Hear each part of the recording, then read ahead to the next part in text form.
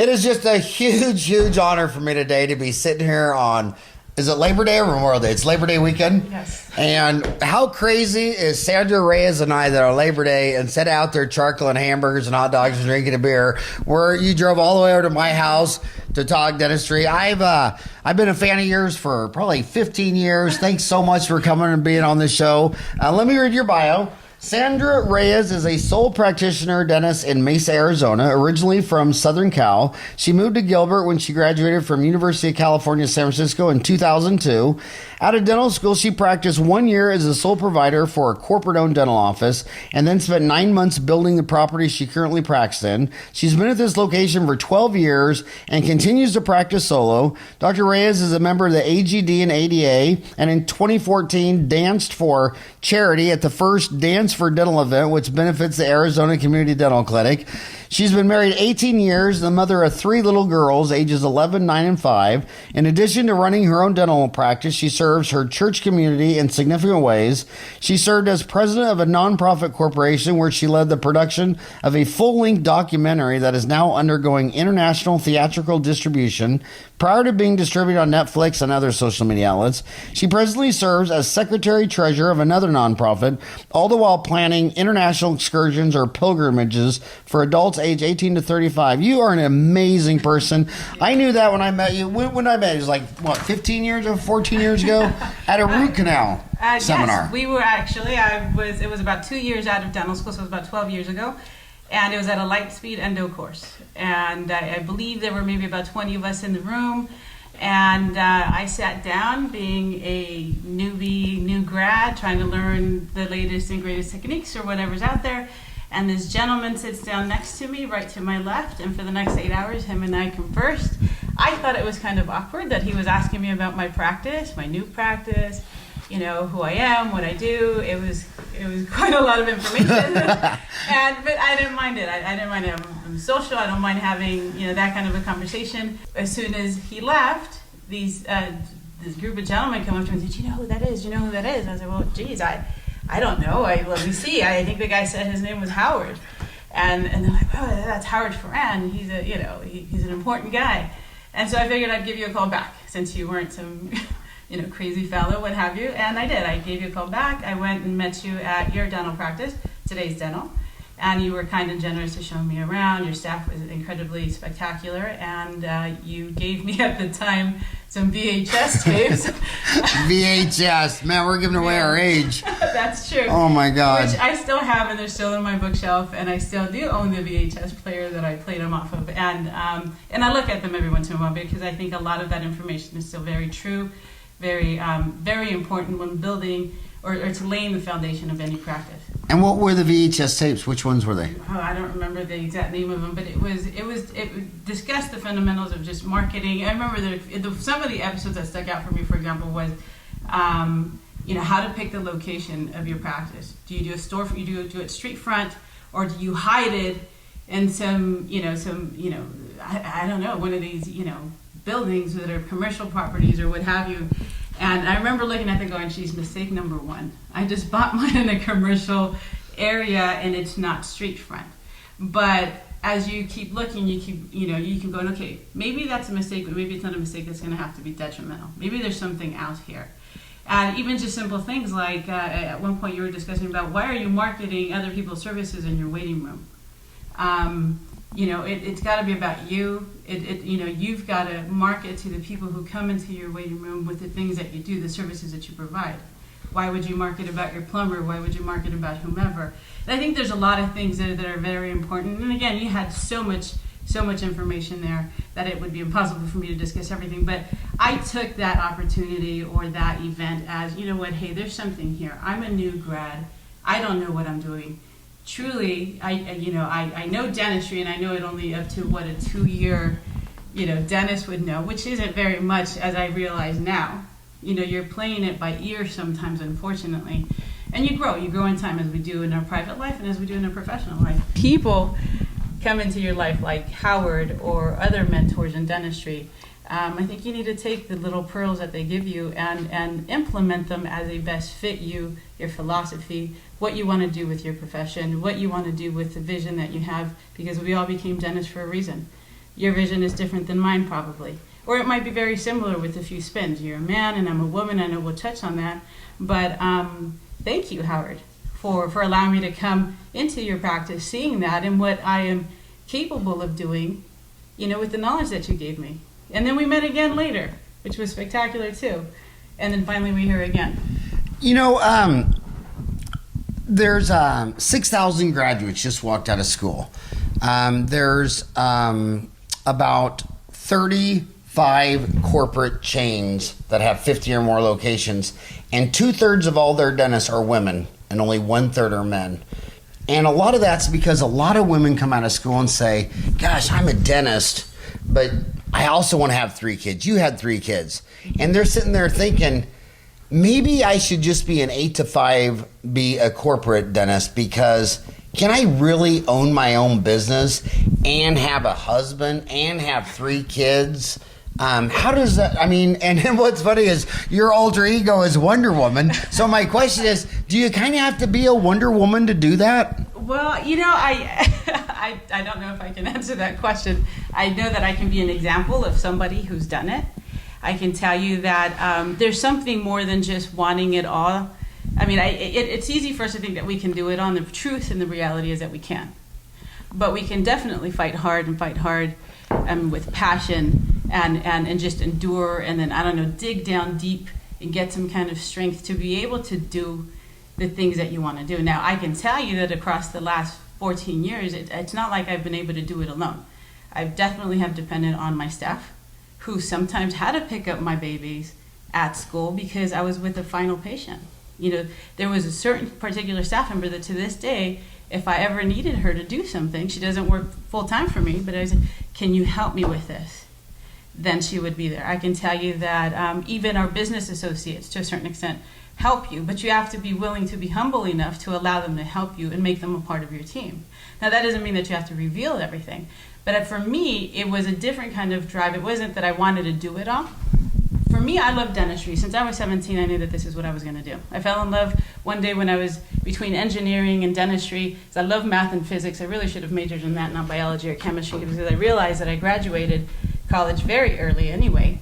But I actually let go of a full-ride scholarship and what have you with engineering and took a leap of faith and said, I'm going to go to the University of the Pacific, go into their 6-year dental program, and I'm going to do this. So that was the first thing that told me that I needed to do dentistry.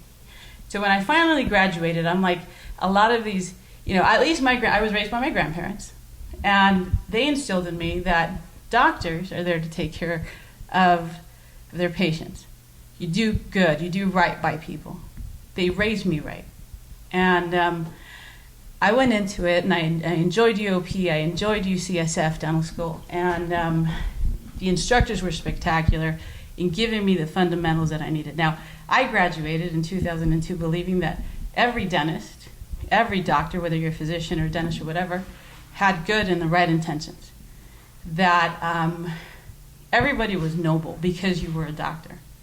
But I think that at that young age, and I was 25 at the time, there was a huge reality shock. And that was when I came out in the first year of dental school, out of graduation. I ended up working for one of these corporate offices. And I was lucky that I was the only doctor there, so it gave me that experience. I knew I was going to own my own business someday, and I thought this was a great opportunity. But that was the year when within the first 6 months of that practice, I was redoing about $60,000 worth of dentistry, where it was just shoddy dentistry. And I don't have to go in and describe things, but you're talking about a tooth that still had a crown that was delivered 2 weeks ago, and you had decay to the pulp. That tooth needed a root canal, but there was a crown that was placed on it. We were talking about blown out stuff like that. It's just straight negligence that was happening there. And I had it within the first few months. I was saying, Mr. So-and-so, ma'am, we have a situation. And it taught me how to be delicate and careful with those situations, because we have to practice a certain amount of care with that. You don't want to go and judge one thing or another, but at the end of the day, that's exactly what was happening there. That left a bad taste in my mouth, again, the way it was handled by the corporation, that I knew within the first couple of months that I needed my own practice. And that helped me discern whether I wanted to buy somebody out and buy in my mind at that time, being young, was the mess they had made and risk it, or if I wanted to start from scratch and start with patient zero. And that's what I decided to do. I figured I'm going to know everything that happens in my practice. I want to stand behind the dentistry that I do. And I do to this very date. I'm glad that I try to practice ideal dentistry in every respect, from OSHA to HIPAA to the actual treatment that I'm giving to my patients. But it was that sense of that there are people out there, unfortunately, they're at the hands of some less than adequate doctors out there who are being taken advantage of. And I vowed that I would create a practice that would allow patients to be able to get good care, under, my hands or the hands of the specialists that I refer them to. And really, that's what's driven me. Now, also the flexibility of being able to guide my schedule. I worked 7 to 7, and I wasn't home, those days. I knew someday I would have children. And to this day, my schedule is 8:30 to 5. Recently, for the longest time, it was 8:30 to 4. And that was to allow me to be able to drop off my kids in the morning, to get them dressed, to feed them breakfast, and then to also pick them up at school or to provide dinner, which I still do. I've extended those hours a little bit more now that my kids are a little bit older, and they're in after-school activities, what have you. So I'm not neglecting my children, so to speak, right? Those things kind of change with time. But I realize now that if I worked for a corporate dentist or a private practice, and they said, we want you to work the late shift, and I'm done at 7, but really I'm not getting home till 8:30. I've missed out on my kids, and my kids are too tiny. I'm only going to have them 18 years. I expect them to leave my house when they're 18 because I expect them to go to college. When I left home, I didn't come back. And so I know that I have my oldest one another 7 years. I want to treasure those. Being able to own my own practice allows me to be able to say, hey, she's got a school presentation. Let's schedule that time for Dr. Reyes, and maybe we shift the schedule around. Maybe we open up an extra day. I love that flexibility. I also love to be able to pick my own materials, which I wasn't allowed to do during that first year of practice. I don't want to have to justify the things that I do to somebody else because it's about the bottom line. Yes, there's an important aspect about the bottom line. We have to make ends meet. We have to be able to produce a certain amount of money. But we don't have to do it at the expense of our patients, our ethics, our values, our philosophy. There's got to be ways to make it happen. And I think that's been what I've been trying to do, again, being able to juggle everything else. I wonder if you wanted to spend more time with your kids because you had 3 girls. Now I just wanted mine to run away because I had 4 boys. Do you think that's a... No. I don't know. I'm just lucky kidding. I don't have boys. I'm sorry. No, I'm lucky because I only have to worry about my 4 boys. With 3 girls, you have to worry about every boy in Arizona. That's true. So how did you end up going from the coolest city in the world, San Francisco, to Mesa, Arizona? How did that happen? Were your grandparents, were they in Mesa? No, all of my family's in California. So so what made you go 1,000 miles inland? I'm an identical twin. And yes, I am. There's another one of me around. And my identical twin is now in California, but at the time she was here. She studied in Utah, moved out here with her husband, and when my husband and I fought about whether we were going to stay in San Francisco or Southern California, your mother-in-law, my mother-in-law, what's going to happen? Do we go into Central California? At the end of the day, we decided that we enjoyed Arizona the few times that we visited, and figured my sister was here.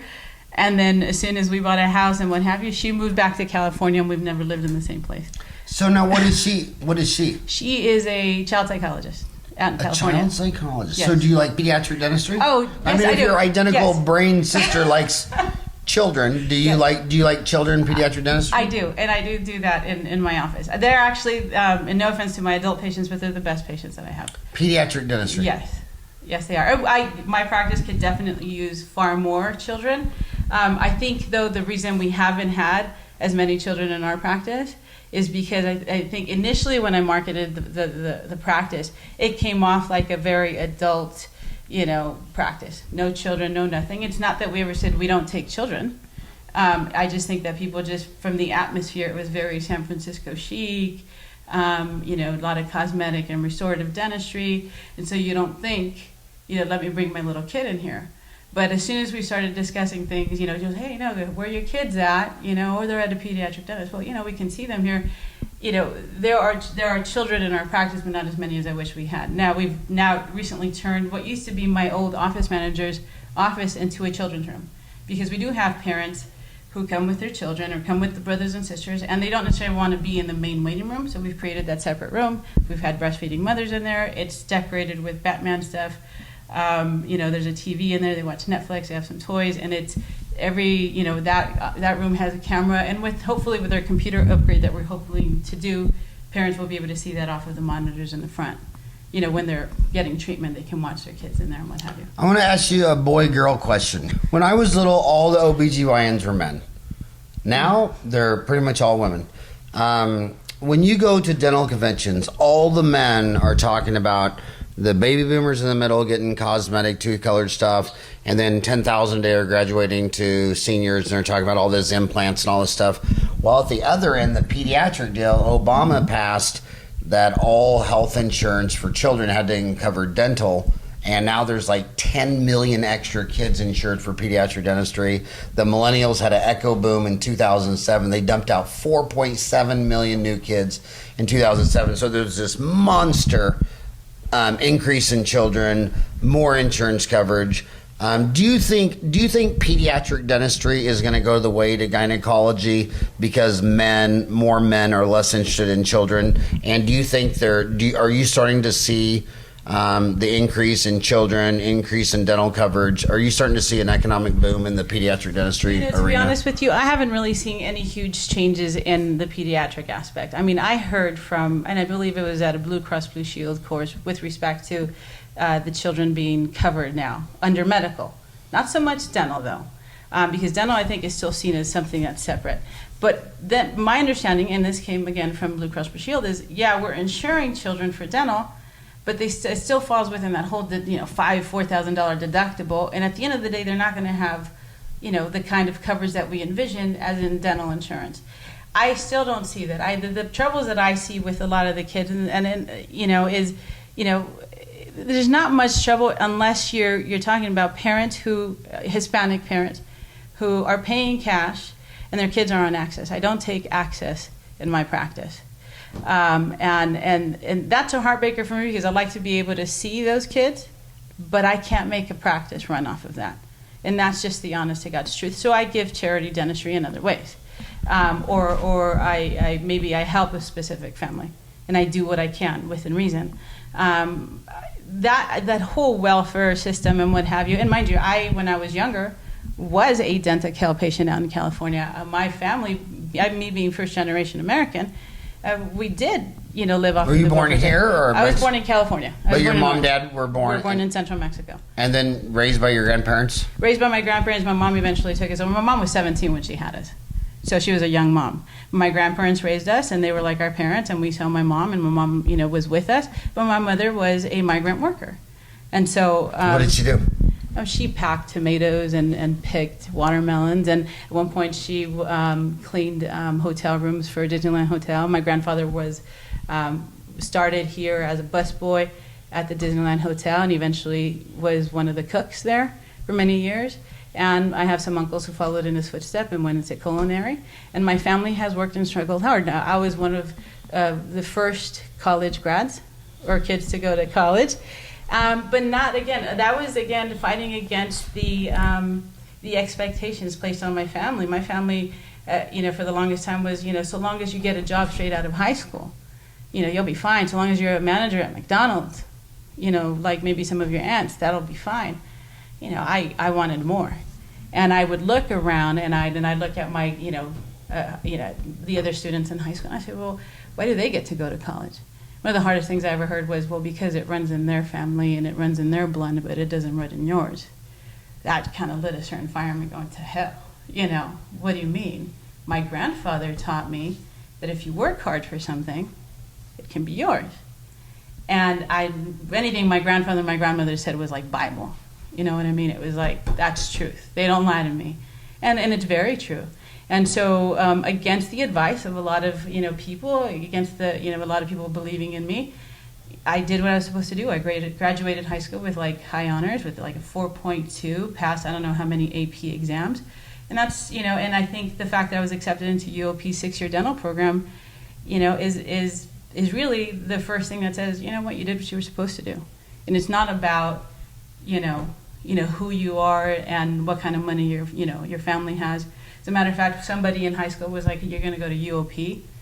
They charge an arm and a leg. You're too poor. You don't have that kind of money. But that was an obstacle I had to overcome. I remember when I was a freshman and sophomore in high school, my twin sister and I were looking for scholarships. How do you do this? When do you apply? What schools do you go to? We didn't really have a real concept of what college was, even at that young of age. But we vowed to get out of where we were at, and we did. And that was incredibly hard, to go against the opinion of people that you respect, whether it's your parents or your teachers or your mentors. And even so, though, when I was at UOP, I had an advisor who says, you're going to apply to UCSF Dental School in addition to UOP? Because ultimately, I didn't go to UOP. I ended up, I married after my undergrad, and because I still had in the back of my head that you never know what can happen, I wanted to secure a bachelor's degree. So I applied to UOP, UCSF, and a few other dental schools. And my advisor at UOP says, why are you applying to UCSF? That's a tough school to get to. It's usually, one of the top schools. It's this, it's that. You shouldn't apply to that. So if I'd have listened to that guy, I wouldn't have gone to UCSF, which I believe really, really, truly gave me a great education. So there's going to be a lot of things in life, or a lot of people, a lot of circumstances, a lot of things. Many times they're your own, and many times they're imposed by the people around you that you respect, that are going to tell you that you can't do something. But you've got to be willing to fight past that, and there's got to be a reason for that. All I know is that, and I always go back to when I was 17, for me to be able to give up full ride scholarships and to give up engineering, which I really loved, for something else, and that was just that feeling, I try not to forget what that is. And that's what helps me drive through every day, the long patient hours, the frustrated patient, the staff member who just had a fit, the event that I just missed at my kid's school because there was a miscommunication. There are things there that are going to happen. It's not the end of the world, but you've got to be willing to fight for something. For me, I made sacrifices to be able to provide, to my patients, great quality work. There's got to be something that makes your philosophy, who you are, and you've got to be willing to stand behind it through and through. The only 4.0 I got in college was during a DUI breathalyzer. Nice. No. I want to. This is Dentistry Uncensored, and you don't have to answer this. If I ask this question, it's too personal, and you say a pass. Is it? You're never supposed to talk about religion, sex, politics, or violence. So let's just start with politics, just for one second.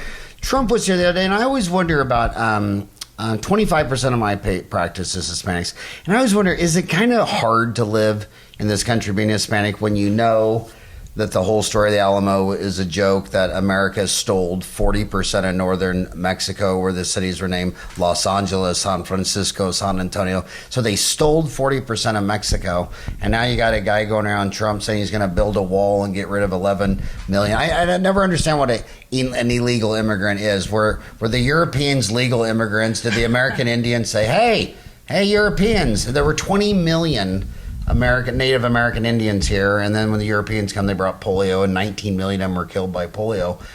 Is it emotionally stressful for you to live in a state stolen from Mexico, and now got politicians who are coming here saying they're going to build a wall? Because you might have some relatives that aren't legal or don't have the paperwork. No, it's funny. I don't have any relatives that don't have paperwork anymore. Because everybody goes through a process once they come into that. I have 50-year-old Hispanic friends that 50 years old, because I'm 54. So a lot of my friends are 50s and 60s who were brought over here when they were 2 or 3. They don't have a shred of paperwork. Right. They don't even remember anything from Mexico. Mm-hmm. And they've lived here their whole life and have children. And so what? How does that set with you? It's funny because you touched on a whole lot of stuff there. Yeah, but I know you're the person. I know you're the Dentistry Uncensored person who will let it rant. I know you. Thank you. It's funny. Let me just start off with this. I am an American. Yes, I come from a Mexican background, but I have no attachments, no association to Mexico, outside of the fact that I love that country because their blood courses through my veins, and my mother's Mexican. I have to respect that. But I'm an American through and through. I was born here. They are the ones who gave me the opportunity, and I would fight for the United States any day. I don't serve in the military, but if that was ever a situation, I'd give my life for them. I respect all of our soldiers and troops who do that. And I wouldn't be able to live in a country like this if it weren't for them. I don't care what color or race you are. If you're an American and you're here, we're all one and the same. Now, people who get all bent out of shape because back in 1850 or 1800 or whenever in heck somebody did something bad to some other dude because their ego was too big, that was back then. We're here now. It's funny. I'll give you an example because you mentioned something about, this and that and what have you. Something that surprised me. I just finished talking about my mother who was, who came to the United States and she worked the field and what have you. And it's funny, one day, as many times you don't approach your parents about certain things, especially politics and religion, because you don't know what they're going to tell you, they might slap you. So one day when I finally grew up and I had enough strength and I said, Mom, what do you think about the whole immigration issue? What do you think about, all this stuff happening with, terrorism and all the different, how much more difficult immigration is and all this and what have you? She goes, you know what, this is all I have to say. She says, when we came into this country, when your grandfather came into this country many, many years ago, which would have been, 40 years, 50 years now, when he came into this country, the laws of people, society, the way the government ran things, it was all different. People were coming and going all the time like it was nothing. That was obviously a flaw in the immigration system. There was a flaw in our own, defense of our borders, back and forth. Mexico's changed in the last 50 years. The United States has changed in the last 50 years. She says, but now that I'm here in this country, she says, and I work and I pay my taxes. She says, we have to protect our borders. We have to take care of the immigration problem.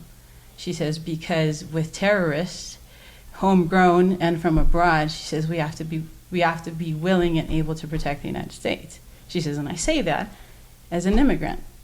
She says, so the rules have changed. Times are different. We have to, at some point, if we're going to be in a country, that's where we're at. We're in America. My mother's an American citizen now. So is my stepdad, and so was my grandfather before he passed away, and so was my grandmother.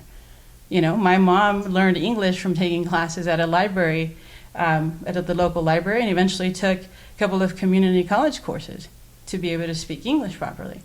My mom now does cake decorating, for example, and my stepdad owns a very successful business, which makes him more money than I'll ever see in my life. But it has to be, they are, in a sense, the American dream and what have you, but they fought for it and they did it the right way, and the government at the time allowed them to do it that way as well. And times have changed. And that's just the darn truth. We do have to protect our countries.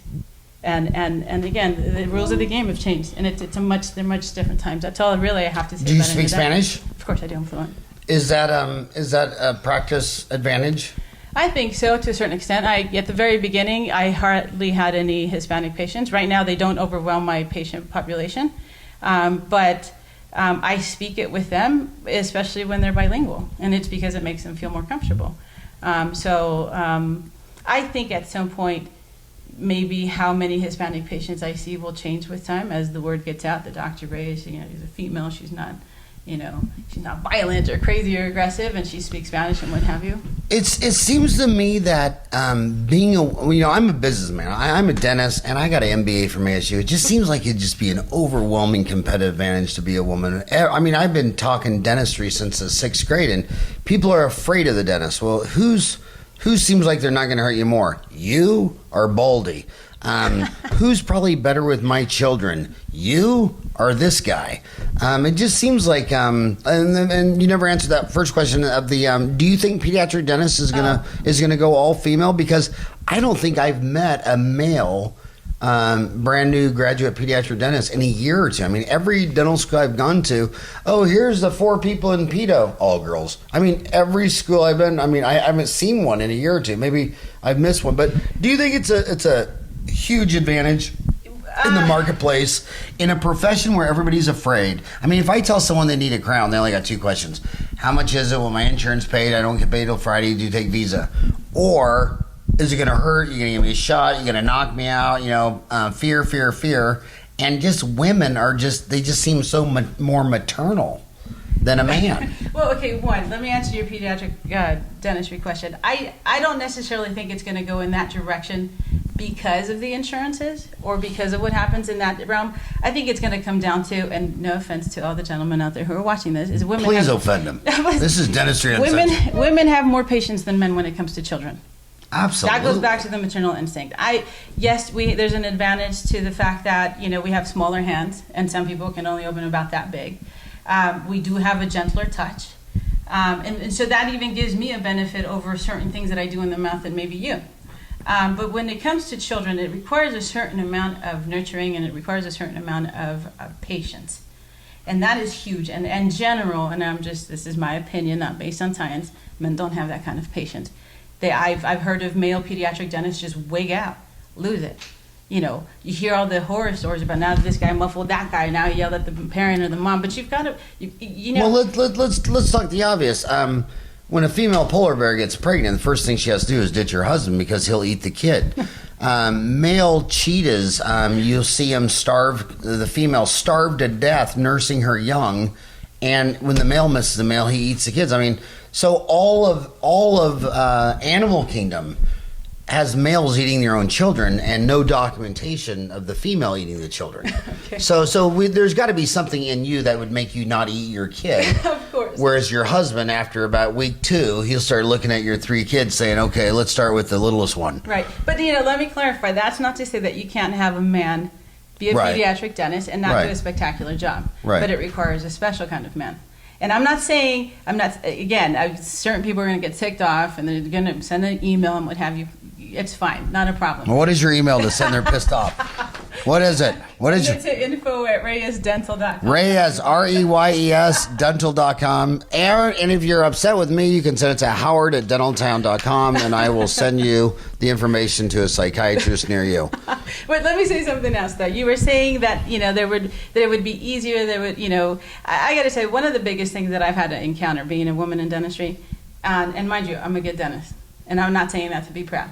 But I've worked hard at it. I know that I am, and what have you. I'm not the best dentist, okay, but I do the best that I can. Is I've had to prove myself, and I think that's something that women in general, in any profession, are going to have to do. Is you're going into a male-dominated profession, you're always going to have to work harder. You're always going to have to be better than the guy, or at the very least, you're going to have to prove yourself endlessly. I'm 14 years out, and I still have to do that. I still go to CE courses where they're full of men. And I still feel a certain amount of, rejection, a certain amount of, who is this person? Is she just another dental assistant? Endless times, okay, and because it still happens, endless times I'll be out in public and they'll be like, oh, this is Dr. Reyes, and they'll go and shake my husband's hand. Oh, no, this is Dr. Reyes. And I'll swallow it and I won't rip anybody's head off. But that's the thing, is we still imagine that I'm just a dental assistant. People see me in scrubs and they don't assume that I'm a doctor. They assume that I'm an assistant, that I'm a hygienist, what have you. They don't know that I own my own business, that I run it completely, that I have my own staff, that I've been doing this for many years, but I have to prove myself. Do you remember back in the day, I don't want to mention any names, it was another dental magazine company where they started a journal called Women's Dental, the WDJ, or what was it called? Women's Dental? I didn't pay enough attention to it. And when it came out, I was offended because I grew up with 5 sisters, and I lived through sexism. Like my mom would put me in blue jeans and iron patches on the outside of the knee, and we lived less than 100 yards from the Arkansas River, and I could swim in and fish around the clock. I had no curfew. But my sisters were put in dresses. They couldn't go within 10 feet of the edge of the water, and if they tore their dress, they got in trouble. And I could remember at 10 years old swimming in the river thinking, what does my penis have to do with swimming in a river, and why can't my sister jump in? Right. And then when I saw that journal, I just cringed because I thought, what are the articles going to be written about? How to do a root canal without a testicle? How do you pull a wisdom tooth without a penis to hang on? It's cringe. But one thing I want to get mad at the men out there listening is I have so many women dentists tell me they're in a small town in Texas and they go to the study club and they sit at the table and they're alone and all the men are over there. It still feels like an all-male profession, doesn't it? Yes. And you men dentists got to go out of your way to stop that, because it's they feel it. Right. Well, no, and the truth is look, you look at countries like Mexico, and I was overwhelmed one day when I was already, I don't know if I was in dental school or just graduated, and I went to Mexico, and no one was surprised by the fact that I was a dentist. Because in Mexico, the overwhelming amount of dentists are female. And in Latin America, that's what it is. Now, is the United States going to go that way someday? I don't know. You know, me... I can tell. Do you know why that is, though? No. I mean, I mean, do you think that that's the way we're going? No, I absolutely know the answer. I mean, I've lectured in 4 continents in the last 4 months. Men always show up wherever there's a lot of money. So, like in America, there's no money in education, so it's all women.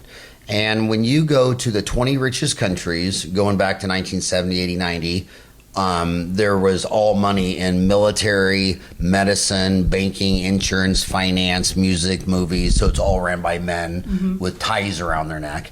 And then you would go to there's actually 2 million dentists on the earth today, and there's more women than men, because only 1 billion of those people are rich, and those dentists are all male. And then where there's no money in dentistry or education, the women go there because it's the right thing to do. The woman made me cry in Kathmandu. I was talking to this woman in Kathmandu, and she worked 6 or 5, I think 5.5 days a week for 10, 20 years. She was my age, and I asked her, I said, I'm just curious, in U.S., how much money do you make in U.S. a month? And she goes, well, I'm really lucky. My husband is an engineer like your husband, and he has a good government job, because my office has lost $50 U.S. a month for 20 years. And $50 U.S. in Nepal, ton of money. And I said, what do you do? And she goes, my village, somebody has to do this. I mean, I cried. I mean, all these men that are making $100,000 a year and are pissed off that they're not making 200 or 300 or 400, that's a male behavior.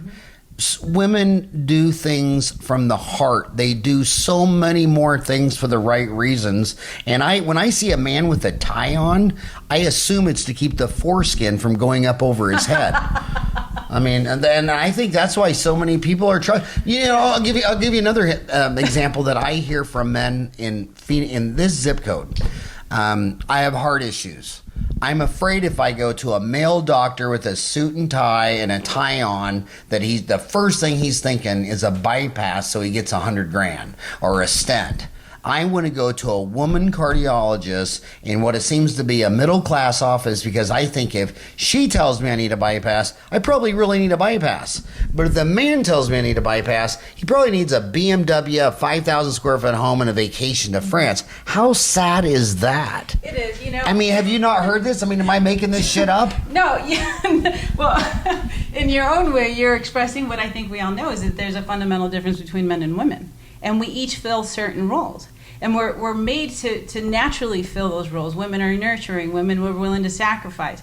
We are more sacrificial. But at the same time, though, and again, I'm going to come to the defense of men. Men are there to provide, to protect. And to them, if they don't have the biggest and greatest, or have a certain amount of things, and again, this is just more of a raw kind of thing. Obviously, that gets refined by your experiences and your upbringing and what have you. But men are the guys who are going out there, and they are pushing the limits and boundaries of, again, in dentistry, technology, techniques, materials. I don't think I really see women doing that. I don't see women creating Dental Town. I don't see women, pushing CEREC or whatever is out there. That's men's role, I think, is they naturally are propelled or made for that. Women are there to kind of just have everything else, keep going. We look towards you. I look towards you, and I look towards the other successful men to see in what direction I want to take my practice. I like to be in the lead pack. I don't like to be in the front line when it comes to dentistry and the technologies. I'm watching you guys to see what mistakes you're going to make, because you're going to make them. Fundamentally, not just because you're men, but because you make mistakes when you're at the very front of it. I'm watching you. And I'm not going to implement a technology in my office until you guys have played with it, messed around with it, and I see what's going to work and what's not going to work. But no, there's a lot of great things to be said about men and women. I just think that at the same time, though, it's just, again, we all have different roles. We have different ways of being. And we're each going to fill whatever it is that we're going to fill. I agree. All the teachers for all this heavy equipment, it's all, you know, let's just say a certain type of man, Sure. with an extra tight tie around their neck. But a lot of these, I want you to answer two questions that they're asking. We just had 6,000 graduates come out of these 56 schools, and almost half of them are women. And a lot of them are saying, they're asking, okay, I know that in football, you know, you're not ready for the NFL until you got down a block, a tackle, a pass, and a catch. And so they know that dentistry is all hands on surgery, and they got to go increase the number of fillings, crowns, root canals, and build up their speed. They want to know, how long should they be in the trenches working as an associate doing a filling, crowns, root canal? How many units? How many? When they don't really know when they're ready to dive in the deep end and open up their own practice. What would you say to those kids? How long do you got to play in high school football before you can go start at ASU? You know, I think that varies. Please tell me you're an ASU fan. I mean, you live. I don't. I'm just kidding. But how long do they got to play high school filling, crown, prophy, x-ray before they can go dive into the pros and open up their own? You know, I think that varies by person, as it does. And I'm not trying to give you just a half-assed answer. But the truth is, it's in dental school, there were some people that should never have graduated. We all know there's a couple of those in our dental classes that were just like, how did you, what? What? They need to just keep you in here a little bit longer. And there are those who felt weaker in certain restorative techniques, and others who maybe needed a little bit more practice. And then there were a group of us who did extra clerkships, who took the extra time, who you just kind of knew took a lot of pride in their craft, even in dental school. Those guys, and I include myself in those guys because I did do a lot of extra clerkships. I was the one who would go to the instructor and say, I got a B or B plus on this crown wax up. How could it have been an A? What did it have to do? And I remember times they're like, you're fine. No. What you didn't think it was an A, so what was lacking? And so I've always tried to do the very best that I can, and it wasn't enough for me just to get the grade and just move on. To those guys, I would say, if you probably don't have the business experience because dental schools still don't provide that, doing it like I did, where I had my business opened up that I built from scratch 2 years out, it's tough, but it's not impossible because I had no patience. That was the toughest part of that. I mean, there were days when I saw nobody, and there were days when I saw one or two, and that was a great day. But I always used to hear, go out there and practice for 5 years. The only problem is you get caught in this situation with your finances. Now you graduated dental school with $300,000 in debt, and now you're working, and I remember the paychecks that I got. I was like, oh, snaps, this is nice. Yeah, this is nice. And what happens if you don't have a home? I put down a down payment on my house in my senior year in dental school because I had a husband. You are a beast. I had a husband at the time, and we thought ahead. So, by December of my senior year, we had closed on the house, and they were building it, and then we just slowly move out every month. And in Mesa or in Gilbert? In Gilbert. And so I bought my house. So then you're LDS. You live in a Gilbert? I'm Catholic. By the way, Gilbert is like 60% LDS, and Mesa, it's primarily Catholic. Catholic is the number one religion in Mesa. Oh, well, it is. Oh, well, that's I can understand that maybe. But and so the thing is, had I not bought a home, which put me in a good financial position to when I finally said I need $1 million to open up my practice, buy my own building, build it out, whatever it was. If I hadn't had equity in my home, if I hadn't already owned a rental house in California, if I didn't have a husband with a job, a good job, and add plus my student debt and what have you, they would have said, are you crazy? You're not going to buy a building. Maybe we'll give you $300,000 to go ahead and build out someplace, by the Safeway lot and what have you, which would have been fine if that's all I could do. But I don't believe in renting anything. I believe in owning stuff. You need to earn equity. You need to be able to protect yourself and to create some kind of a future for yourself. Now, for dental grads who come out with $300,000, $350,000, in debt, if you start making those checks, and you're doing fine, all of a sudden you buy yourself a house and you decide that you can afford a $400,000 house because you're making, that kind of money. Next thing you know, you're buying yourself the fancy car and you're just building this debt. Next thing you know, you're struggling to figure it out. It becomes a harder situation.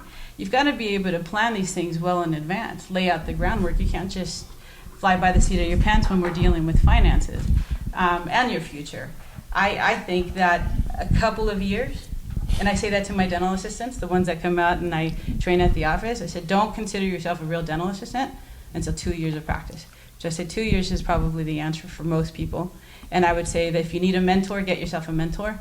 If you are the type that just likes to study, out of the book, and you can do that, and you're anal like that, like I was, and you can go ahead and you can do the perfect preps, and you can look at a book and study your anatomy book, and that's you, then great. But put yourself in the situation that's going to benefit you at the end. I agree. The street smartest people can learn everything from a $200 textbook off Amazon, or go to Dental Town where the courses are like $12 or $18. Right. And then there's this other group that every time they want to learn the smallest amount of information, they got to get in an airplane, fly across the country, stay in a resort, and drop $4,000. I want to go back to another question, and the reason I'm asking you questions, you're basically 15 years younger than me, and I like to interview different ages, different specialties, different this, but you're a lot closer. You're halfway closer to the graduates than me, and all the emails are saying the same thing. This is the same complaint they've had against every dental school. By the way, it's from every dental school in every country I've ever been. Doesn't matter if you're in Switzerland, Sweden. Every dental student comes out and they all complain. They say, we didn't place one implant, we didn't do one Invisalign, not one ortho case, we didn't have a CBCT, blah blah. So here's the question specifically. She just walked out of school. She's overwhelmed by marketing that she should buy a $100,000 CBCT and learn how to place implants and bone grafting and make surgical guides. There's this whole ortho community saying you need to learn orthodontics, short-term ortho, Invisalign. There's a whole other group of loud noisemakers. No, it's all sleep apnea and snore guards. Then there's the big Sirona. I mean, how do you miss Sirona? You got to go CAD cam. That's $145,000. And then there's all the TMD camps. There's Pankey and Coyce and Spear, Pankey, Dawson. And they're just like, God dang, I'm overwhelmed. So she's got $350,000 in student loans. What of this would you recommend as a return on investment? You can't go out there and start learning. Hell, if you just start mastering all 6 of those areas, you'd be a full-time student again for another year. You can even have a job. What's value? What's not? Oh, you're asking me. Yeah. Because you've been practicing for 12 years and you're crushed it in Mesa. You own your own land and building. Right. You've been self-employed for 12 years. Did you do all these things, or are you staying with the basics, family dentistry? No, I'll tell you. There's certain, it's funny, the description that you gave about, you come out and you get hit with all these things, that's exactly how every practicing dentist feels right now. Because, again, dentistry is always evolving. Things are always getting better, or there's something new. And even just down to bonding systems, which you think, God, that's like me finding another husband. What do you mean I have to change my bonding system? What do you mean I have to change, my lab guy because now this guy didn't keep up with the, with the new crowns or what have you? And every decision in dentistry sometimes seems so overwhelming because it's such a precise and very specific profession that definitely needs to be respected for what it is and not be considered, for example, one of these, regular technical professions or what have you, because it's not. When it comes down to this, one of the first things I implemented was, I'm a general dentist, and I do endo, I do oral surgery, I do Invisalign orthodontics, which I was exposed to back at UCSF, and I took the CE courses, and I went, at the time it was like, a 2-day course versus just a 1-day now, but it was like 3 weekends or what have you. I've been for what? For Invisalign, and that was since 2002 I've been certified with Invisalign. But the first year out of dental school, when I was still with that corporate office, I had Invisalign done on me by an orthodontist, and he practices out here in Chandler, and he gave me tidbits of advice as I was going through treatment. And those things I still implement in my ortho cases now, which make those successful. And I've learned more stuff. I go to their courses, I do the bit. I definitely Invisalign is something that needs to be done.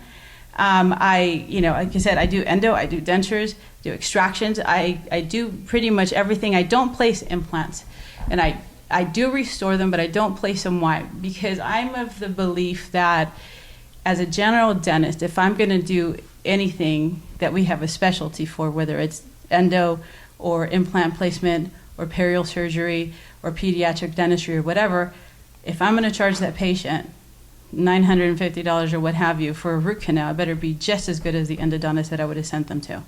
So for me to place implants, whether it's a lack of confidence, lack of knowledge, maybe I don't have the right staff, maybe I don't have the right facility, whatever the component or the thing that is limiting me to be able to implement that in my practice, whether it's that or anything else, it's not ready for, or I'm not ready for it to go into my office. Maybe I don't like going into a bloody mess like that. Maybe I just like a little bit of bleeding that you get with SRP.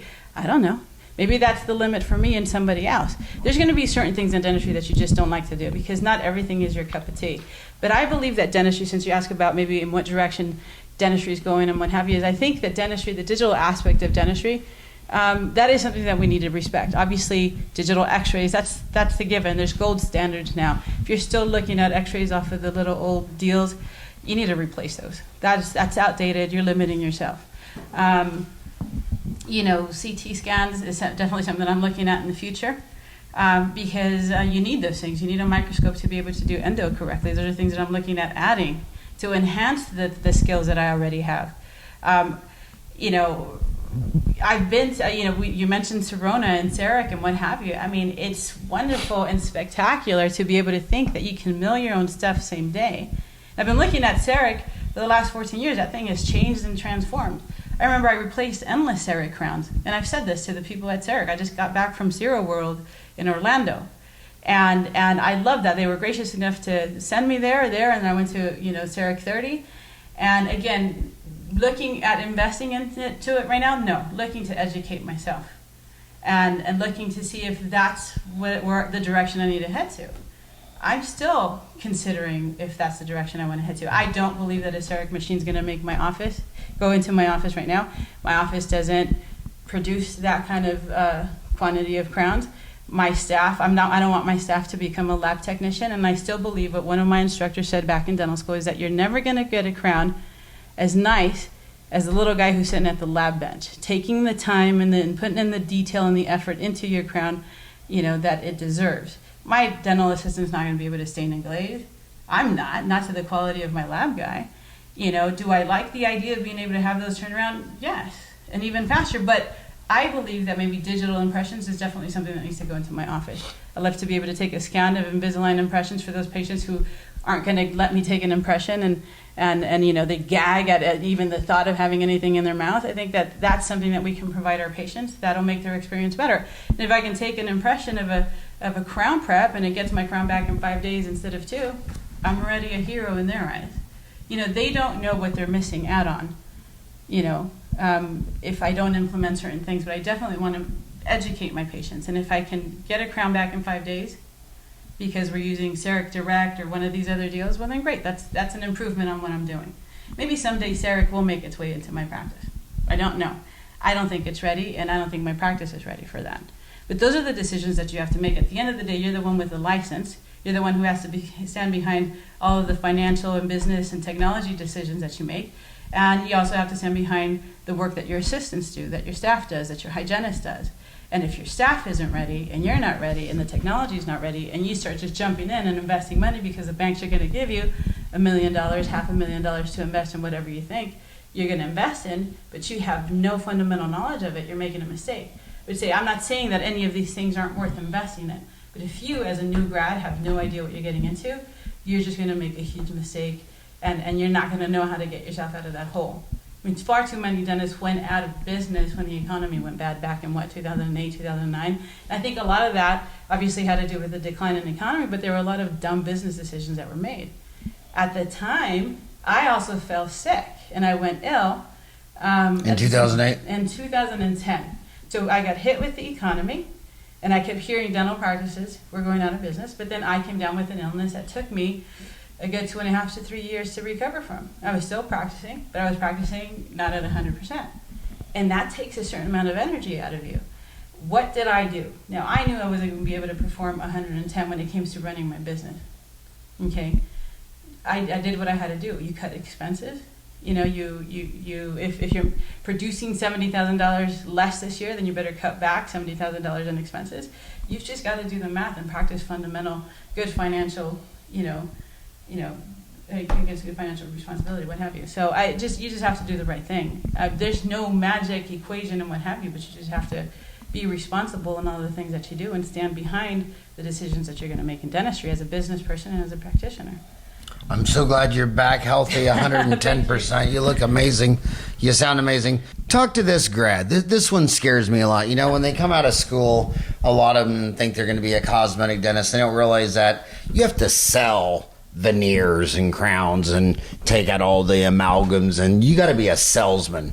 But endo, they're coming into you, they're begging. They hurt. Oral surgery. Gosh, this tooth, it needs pulled.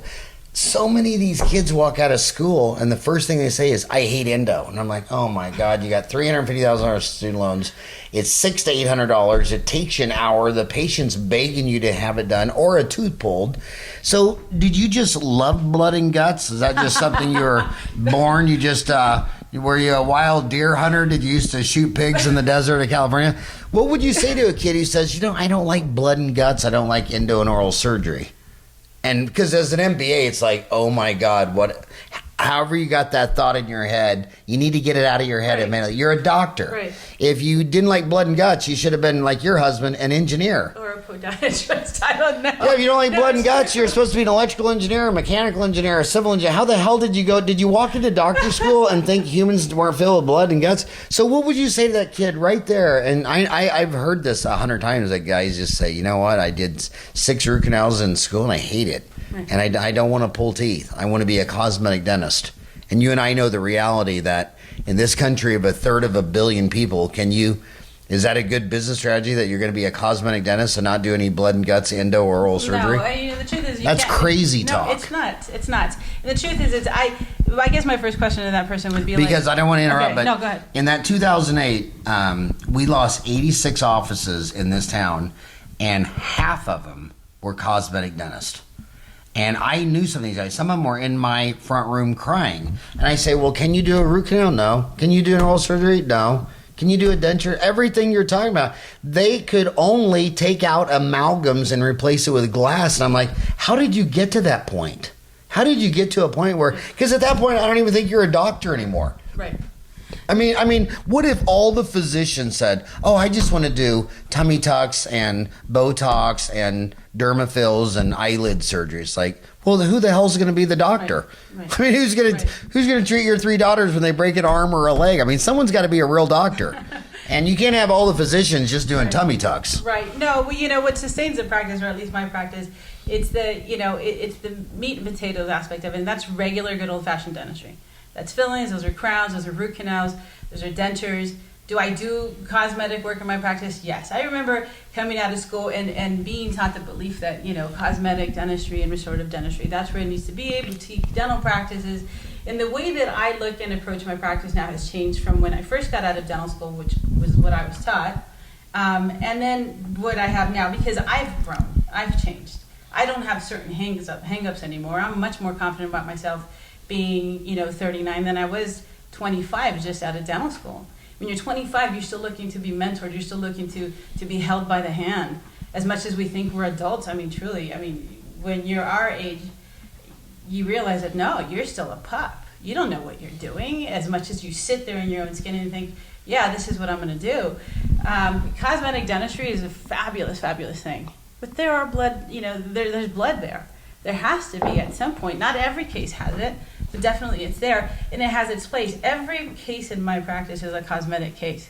And I say that because every resin that I put in there, I'm thinking about what the patient's going to want in the future, and I'm going to make it as pretty as I can. It's going to lay the foundation for the work that they're going to ask me for 5-10 years down the road when their situation changes. One of the things that I tell my patients is my mouth, when they walk in, they say, my mouth is a mess. I know it's going to cost me X amount of money, but doc, I want to get it done, but I can't do it all done right now. And we approach them with different situations and scenarios, but the reality is most of the cases or cosmetic transformations, the 1 week transformation things that we see on TV and people were made to believe that happens all the time, That's maybe happened about 5 times in my practice or career where I changed somebody's mouth in 3 to 4 weeks. Those people were in my office for 8 hours, like every other day. And that's happened less than a handful of times. Most people go through a cosmetic transformation in a matter of 2 to 5 years. And they work within their insurance, they work within their budget, they work with their, what do you call it, these different insurance plans or whatever it is that they have, that they've got saved. And we tackle it with the phase 1, phase 2, phase 3. We work with their insurance, we figure stuff out. And before you know it, when you show them their pre-op photos, and we do intraoral photos on everybody beforehand, and then you go, look, this is where you were a year and a half ago. You think that you're not changing, but you are. Look at your mouth now. I mean, you have people who aren't, meth addicts or what have you, who look like they have done something simply because they've messed their mouth up from drinking soda, poor hygiene, whatever, but you've changed them, and you've transformed them. They even look different, and these things happen over a matter of years. That kid that has this issue with blood and what have you, you're being unreal. You need to kind of just take a moment, take some time and figure out if you went into the profession for the profession and you're willing to embrace everything that comes with it. If you are, then you need to go figure out what's blocking you and get over it, because that's not the first thing you're gonna have to get over. I'm a different woman now than I was when I first got out of dental school. I am, and I'm a far better person. I used to be afraid of heights. I'm not anymore. It's not, you'll see me changing the ballast in my office or changing the light bulbs because I'm a different person. I got over that hang-up. Someday I'll place implants. I'll tell you that much, but I've got to get over that. Is it just me? I mean, I don't be rude, but does it seem like every meth addict that comes in your office from Apache Junction? Is that bad to say or what? Is there any truth to that? I don't know where they're coming from, but they're around. I'm sorry. I hope I don't offend anybody, but it seems like every meth addict patient I have. By the way, I do want to say one thing about meth. From getting burned a lot. Sometimes they'll come in and you'll do you'll do 20 fillings in their mouth and 5 crowns, whatever. But if they're still using, that's all going to be extractions and a denture or a partial. And the one thing, if you're walking out of school, you got to look them in the eye and say, I'm not judgmental. I'm not your priest. I'm not your rabbi. I'm your dentist. But when was the last time you used? If they have not quit for 6 months to a year, you got to tell them, if you're wasting your money, because you're going to end up with a denture. So spending $2,500 on a root canal, build-up and crown, and you're still tempted with meth, total waste of money. And the last thing that guy needs to do is spend $30,000 on his mouth and then be in a dent. I've done that. $30,000 in the mouth, and 1 year later in a full upper and lower denture, and I feel horrible. Right.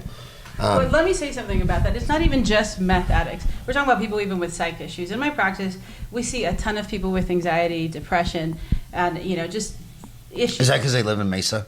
I think it's. No, I was going to say something else, but what were you going to say? They come from Queen Creek. They come from Queen Creek. Okay, this is the local homie trash talking that goes around in our town. Sorry to everybody in Queen Creek.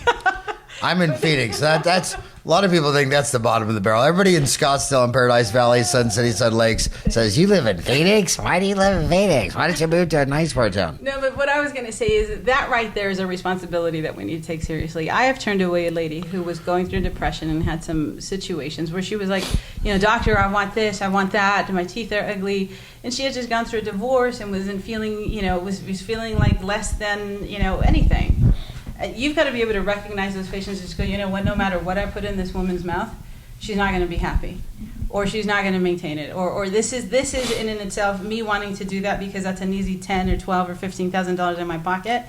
That's unethical in my opinion. You've got to be willing to say no to that patient and say, you know what, I don't think that this is the case. Now, she had nice looking teeth. Could veneers have improved it? Yes, some, but it wasn't going to be huge. I don't think we would have been able to improve it that much. And at the end of the day, what I said, why don't you go ahead and straighten your teeth, and why don't we bleach them? And that was already just huge. You fixed her occlusion, and you gave her a wider smile. Now, if after that it looked like she needed veneers and she was healthier, then we can go ahead and revisit that. But I think you have to be willing to turn certain people away so that you can go to bed at night and have a good night's rest. That's something that's very important. My God, I think you got the whitest, prettiest, straightest teeth that I've seen ever. I mean, I'm a dentist. I mean, those are amazing teeth. Those are real. Those are real? Those are real. Take out your denture. No. Put your denture on the table. That's got to be the. I want to ask another question that I'm hearing a lot of people like you who've been out a decade say, I came to Phoenix. They had no dental schools. Life was good. Now, 12 years later, in your town, you open up your practice. There was no dental school. Now there's a dental school, AT still dumping out a bunch of kids every year. And then across town, Glendale opened up a dental school, Midwestern. They're dumping out. All my friends in Salt Lake are very upset. They're like, okay, so Salt Lake City had the least number of people per dentist, and of all the 50 states for average median income, according to surveys, Utah dentists have the lowest average pay per of any state. And then Salt Lake City decides to open up a dental school, and then in the suburb, Roseman decides, and the same thing in Nevada. What do you think of the explosion of private dental schools? What do you think of the one in your backyard? Is that a game changer? Have you felt the increased competition? Is it harder for you to get new patients 12 years later than the day you opened up your office when there was no AT still? Was that enough questions to ask at once? Oh, I'm such a horrible interviewer. I throw out like 20 questions hoping one of them's good. And I never answer your questions. I'm sorry. No, I'll be honest with you. When I opened up my practice, again, it was there was nothing out there. And I think I'm still only one of a handful of original owners in the commercial area that I'm in. What are your crossroads? Higley and Baseline. We're in the Pierpont Commerce Center. Higley and Baseline. We're right by the dental school. I mean, you could throw a rock at the dental school. Pretty much, yes. And the truth is, it's funny. I came out here, and the dental school wasn't there. But by the time I opened up my practice, maybe they were building it out, where they were first year. I don't know what. And I did stop to think about the impact that would have on me, and on the practice itself. After all of these years, what's the real impact? I've had a couple of dental students come into my practice to get dental work. I've had a few of them show up and say, hey, you hiring? Outside of that, more of an impact isn't the dental school that's down the street. I think it's all the dentists that build up around you. And that was one of the concerns that I had, because, there's a lot of competition and what have you. But one of the truths, if I can just, maybe say something to the new grads and and the associates out there who are looking to build their own practice, is that and it's no different than anybody else has said years and years. You're different than the guy down the street. There's another dentist literally just a few buildings over, and there's another one over at the corner, and they're just everywhere. There's one that's like one of these like chiropractic and dental office and I don't know, conglomerate of whatever, pedicures and whatever. But they're there. I don't even give them a second thought every time I go to work. I see the buildings, that's fine. But I'm a different person than they are. I provide different services. I've had the dentist across the street send over their Alzheimer's and dementia patients because that's not the kind of dental practice they run. Dr. Reyes has that kind of practice. I was like, okay, well, what kind of practice is that? Is that the kind of practice that is willing to take in Alzheimer's and dementia patients, who isn't going to treat them any different when it comes to, just values and what have you? If I have to sit there with an Alzheimer's patient because they're having an episode and say, hello, Mrs. So-and-so, I'm Dr. Reyes, I'm your dentist. You're here for a cleaning. And I have to say it again. Hello, I'm Dr. Reyes, I'm here, and I have to repeat that. So what? I've never had those appointments take any longer than with a healthy, normal patient. My practice caters to people with anxiety. But I don't treat them by sedating them completely. I use nitrous, and I use laughter in my practice. People say, how do you deal with it? I make them laugh. And I know that from first-hand experience, and I suffered anxiety for many years, in my own personal life. And I found out, it was funny because at one point I was having an anxiety attack. And one of my friends decided that the way they were going to deal with it was they were going to make me laugh. And when I realized the impact of that is when I changed it and I implemented it into my practice. And so I use nitrous, and we will give people Valium, but I make them laugh and make them feel at home. And those patients are the best advocates, best marketers, the best, people who give reviews online. That's what I'm leaving behind for these people. Those people are going to be the ones who bring their aunts and their uncles and their kids into the practice. And so I practice dentistry differently than the guy who's down the way or the guy who's over at the corner. And I'm very proud of that. And I think that that's what makes me unique. And to this day, I continue to get new patients. I mean, are they breaking down the doors? No. But I think that has to be better marketing on my behalf. Maybe some of the social media marketing, whatever. Marketing has changed so much in the last 15 years anyway. I remember when I used to spend $20,000, $30,000 a year on direct mailers.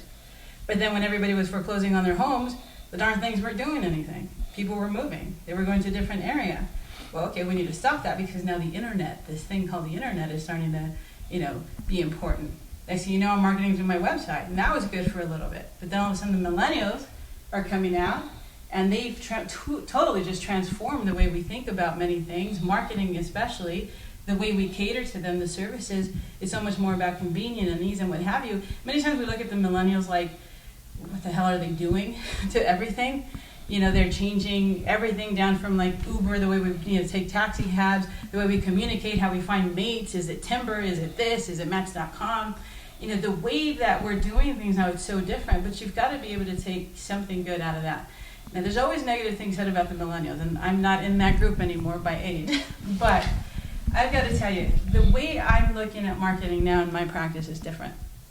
Why? Because the millennials are asking me and forcing me to show them who I am, which is why social media is important. Back in the days, it was enough to just say, hey, my aunt referred, me over to you, or I heard, whatever. Your reputation precedes you. And you used to get word of mouth referrals. Maybe you got, direct mailer kind of deal, whatever. And that's our generation. That's your generation. But the millennials are going, please, I'm the one who developed the website, the template website that you guys have up there. That dental work, that's not your work. That's stock photos. My website, everything on there is my work. And I put a disclosure. This is all of Dr. Reyes. This is dental work. Because I want to make sure that you know that that's mine, that's not stock photos. These guys are going, that's not enough. I know that you guys have all these things like, social dental and whatever, and they're setting you guys up so that, you guys have a certain amount of marketing, but I still don't know who you are. How do I know that you're not shady, that you're not going to rip me off, that you're not just another car salesman? They want to know who you are, which is why I think that stuff like Snapchat, where you get to see behind the scenes stuff, either in your dental office or whatever, Twitter, where they get to see the other side of you, whether you're the smart aleck or your certain personality. It's hard for me, somebody who's so wordy, to keep everything down to 72 characters. So it becomes that cool one-liner, and you've got to be good enough that you can make somebody read an article or follow you. Social, on Facebook is that general kind of whatever that you go ahead and you reach a lot of people. That's like I toned that one down a little bit because I know kids might see that.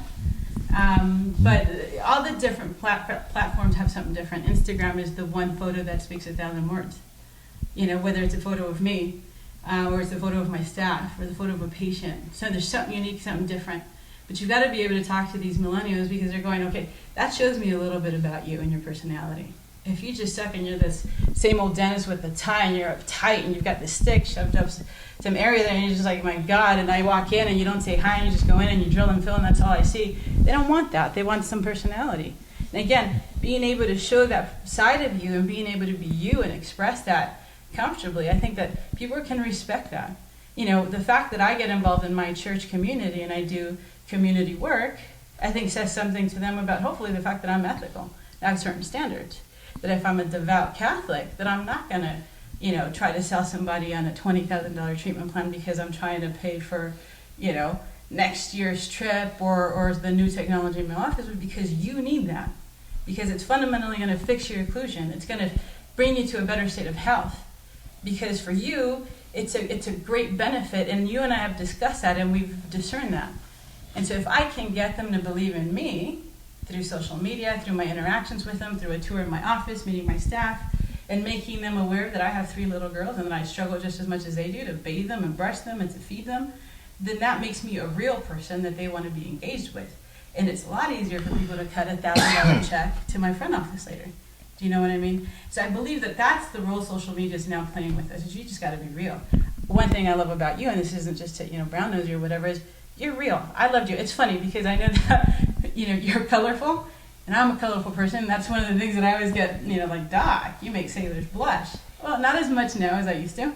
I try to behave, and I know that there's a certain role. But the truth is I love that. The reason you caught my attention one day, and I think it was the second time that I saw you, not the first time, it was like, this guy's real. And this guy's not embarrassed about the message that he has to say. He knows who he is. you know, and I love that. It's refreshing. I get so sick and tired of going to the conventions and you see the same old kind of just, you know, dentistry and I'm the guy and da-da-da, and everything is like, you know, let's just stroke my ego a little bit more and I've accomplished this and I've done that. The hell, but are you real? I mean, what are you? And I think that that's what the new millennials are looking for. But at the same time, though, let me just say, you can't forget about the other generations. You can't forget about my generation or yours or the seniors or the baby boomers. I mean, they're kind of getting into the social media stuff too, and that's very important. But you can't lose customer service. You can't lose that personal touch because they're looking for that too. You can't get rid of everything that we used to implement just because the new millennials are coming in. In another 10 or 15 years, we're going to have to change dentistry again, or the way we approach it, because that's a whole new batch of kids, and those kids have their own issues and their own problems, you know. But that's the way dentistry's got to be. As providers, we've got to be able to wear our different hats, or like I say, it's thank God for my multiple personality, which I don't have. But if I had one, this is the profession that I could definitely, you know, put it into practice, because you've got to be a different personality in front of every person. You know, not fake, real, but you've got to show a different part of you. Yeah, that is so true. I know I want to remind these kids something, because you're going to come out of school and you're going to see a person with a toothache and you're just going to do the best root canal build-up and crown in the world, and you just think it was all that.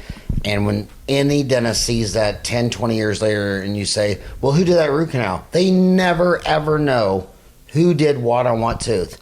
They only remember how the dentist made them feel. They know they didn't like this dentist and they love this dentist, and they don't know which one did this tooth or that tooth. They never remember who did what tooth. They just remember how you made them feel. And it's they in dental school they learn all the clinical skills, but what's going to make them successful or not is all the people skills. That's true. And I think we have a certain responsibility, especially the new grads. You're going to see you're still going to hear a lot of complaints about how the oral surgeon extracted that wisdom tooth and put their knee on their chest, or they muffled their child, or they said this or they said that. And I'm still appalled by the stories that I hear about people who are in their 50s and 60s about how they had drilling without anesthetic and what have you. You know, dentistry has changed so much in the last 100 years or so, and it's changing faster as time goes by. But the truth is, we have a certain responsibility to be able to change what people believe of dentistry. I mean, it's such a great time to honestly be in this profession.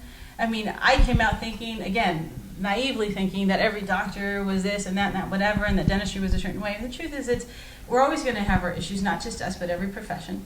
But I'm excited about making people less fearful and approaching that in a healthy way, not in a way where I have to shoot everybody up and knock them completely out. Now, there are those patients who you just can't help, and you send them to the right place. But, it's an amazing thing, and I look forward to the new grads, whether you're women or men. And I go back to, I don't even really think it matters if you're male or female, if you're old or you're young, but you've got to be able to treat these people right. You got to be able to have some pride in your work and be able to represent the profession well. And I think that is lost so much. What is ethics and morals and just standard? I mean, we talked about on Twitter about the standard of care. My goodness, sometimes it feels like that darn thing is dropped, but the truth is we need to make sure that we uphold it, that we know what the gold standard is, and then be willing to strive for best and better. I mean, stuff is always changing in dentistry, and that's spectacular. I mean, I can't imagine. I mean, does proctology change every year? Does podiatry? Dentistry does. I was thinking about becoming a proctologist because I got tired of people burping in my face. It's amazing that guy referred to Alzheimer's patients. They are very exhausting when they come in your office. They ask you the same question 30 times in a row. But I asked my 4 boys. I said, "What would you do if you thought your dad was coming down with Alzheimer's?" And they said, "Well, Dad, we'd drive you 100 miles out of the desert, let you out, and if we never saw you again, we just assume you did have Alzheimer's." But anyway, I want to ask you a question because you mentioned in the show that you're Catholic, and my 2 older sisters went straight into the nunnery out of high school, and my oldest sister, I think, just celebrated. I'm coming up on 29 years. My oldest sister just celebrated 35 years as a Catholic cloistered Carmelite monk. Your Twitter is Doctor of the Church. You're gonna have to explain. It's at Sandra Reyes DDS. I'm a big fan of you on Twitter. But how did you get a Twitter name, Doctor of the Church? Where did that come from? And you don't have to answer. If I'm crossing the line, you could just say pass. Tell my Catholic friends it's info@reyesdental.com. No, the youngest staff member, she's a part-timer. She was an intern at her office, and she says, "Doc, you need a cooler Twitter handle." And I didn't get her approval beforehand, so this is all my fault. But the truth is, because I'm so involved in my church, and then I have a lot of followers on there that are related to my church activities. And at the same time, I'm a dentist, which is one of the big things that makes me. I'm equally. I am who I am, and they both. You're half doctor, half church. Half doctor, half church, and that's probably the best description, Howard. Doctor of the Church that's a description of the great saints in the church. Like St. Thomas of Aquinas. Right? Those who actually taught some teaching in the church, and and we hold them to high regards. I can tell you that the name upsets certain people. They take offense to it. I'm sorry. It gives me something to strive for. And the organizations that I was president of, those are organizations that help and strive to make people holy. And the day that I close my eyes, hopefully somebody can say that I was a good person and that I was remembered for the good deeds that I did in my profession and in the church and within my family and the sacrifices that I make. That's the person that I'm trying to be. Which is why I put 110% in my profession, because those people were entrusted unto me to take care of and not traumatize and to do good, right by, as well as the people at the church. So, sorry to all the Catholics out there who don't like it. The phrase "doctor of the church" is, I'm a doctor, I am of the church. And from behind the scenes, hopefully it's a reminder that is something that I'm striving for. And so I'm keeping it until somebody tells me to get rid of it. You know what they're going to put on my tombstone? What's that? They're just going to put the year I died. Say it's this year. Say it's 2016. The tombstone's just going to say, burning in hell since 2016. Hey, so last question. As we're having this conversation, my family's jumping up and down, my mom and sisters and all that, because this weekend Mother Teresa's being canonized as a saint. And when I was a little kid, that was the my mom's favorite person. Mm-hmm. I mean, while all the Protestants were celebrating Lady Di, and they'd always want to talk about the royal family. Of course, my mother was talking about Mother Teresa Calcutta nonstop. What do you think? What does that mean to you this weekend, Mother Teresa Calcutta? Well, I think Mother Teresa is somebody that when I was younger, I remember growing up and just hearing about John Paul II, who's also now a saint, and Mother Teresa, and I was too young to really grasp and understand who they were. As I got older, I was like, oh, this lady is liked by a lot of people, not just Catholics. And that's also true, for example, John Paul II. She won the Nobel Prize when she was 69. And we can, hands down, we can say that there are Mormons and Protestants and what have you who respect these two characters, including Mother Teresa, for the works that they did. It's not because they were Catholic, it's because they were spectacular people, real people that we can only hope to ever be like, to be that loving, to be that generous, to be able to hold these babies and help people who are that sick, and to have that kind of compassion. That seems like an impossibility to most of us. But the fact that many times being Catholic and growing up in the Catholic Church, you think, oh, these saints, these are like people who are like, they're, you can't ever be a saint because that's just way out there. Mother Teresa was real. And she lived, and when I'm here. I lived when she was still alive, and we all saw her do her works, and it gives me hope that we can all be better. It gives you hope when you see all the awful, ugly stuff that you see in the world. That there's somebody like that.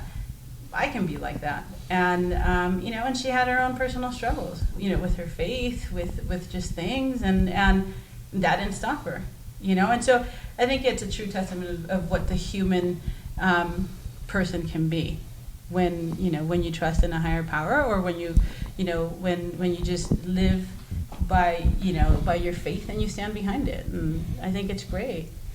Well, the patron saint of dentistry is Saint Apollonia, and I think it should be Saint Sandra Reyes. No. I want to end on my favorite Mother Teresa Calcutta quote, and we were talking about the difference between boys and girls. A male reporter from a newspaper saw her cleaning maggots out of a dying man's sores. And he said, man, I couldn't do that for $1 million. And she said, either could I. Yeah. That's right. Thank you so much.